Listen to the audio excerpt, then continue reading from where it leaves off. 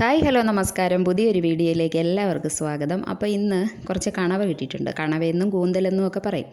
അപ്പോൾ അത് ഞാനൊന്ന് ഫ്രൈ ചെയ്തെടുക്കാമെന്ന് വിചാരിച്ചു. അതിനൊരു മിക്സി എടുത്ത് ജാറിലേക്ക് ഇഞ്ചി, പച്ചമുളക്, പിന്നെ വെളുത്തുള്ളി, സവോള എന്നിവ ചതയ്ക്കാനായിട്ടിട്ടു. ഈ തക്കാളി ഞാൻ ചതയ്ക്കുന്നില്ല, അത് അരിഞ്ഞ് ചേർക്കുകയാണ് ചെയ്യുന്നത്. ഒരു ചട്ടി വെച്ചു, വെളിച്ചെണ്ണ ഒഴിച്ചു. അതിനകത്തേക്ക് നമ്മൾ കണവ ഇട്ട് വറുക്കാനായിട്ട് വെച്ചു. പിന്നെ ഒരു ചട്ടി കടുക് വറുത്തു. അതിനകത്തേക്ക് ഞാൻ ഈ ചതച്ച് വെച്ചേക്കുന്ന കൂട്ട് ചേർത്തു. അതൊന്ന് എണ്ണ തെളിഞ്ഞ് വരട്ടെ. അപ്പോഴത്തേക്കും നമ്മുടെ കണവ ഇപ്പുറത്തെ അടുപ്പിൽ നന്നായിട്ട് വെന്ത് വന്നിട്ടുണ്ട്. അതിനകത്തേക്ക് കുറച്ച് തേങ്ങാക്കൊത്ത് ചേർത്തു. ഇനി ഇതൊന്ന് ഇളക്കി യോജിപ്പിച്ച ശേഷം ഇതിനകത്തേക്ക് ആ വറുത്ത് വെച്ചേക്കുന്ന ഉള്ളി കൂട്ടി ചേർത്തു. ഇനി ഇതിലേക്ക് നമ്മൾ ചേർക്കുന്നത് മുളക് പൊടിയാണ്. പിന്നെ അതിന് ശേഷം ഒരു സ്പൂണ് മല്ലിപ്പൊടി ചേർത്തു. ഒരു അര സ്പൂണ് ഗരം മസാല ചേർത്തു. ഇനി ഇതിലേക്ക് നമ്മളൊരു കുറച്ച് മഞ്ഞൾപ്പൊടി ചേർക്കും, പിന്നെ കുറച്ച് ഉപ്പും കൂടെ.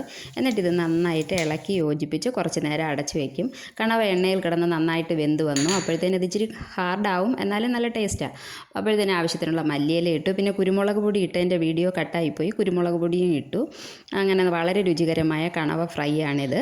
അപ്പോൾ ഇന്നത്തെ വീഡിയോ ഇത്രയേ ഉള്ളൂ. ടാറ്റാ.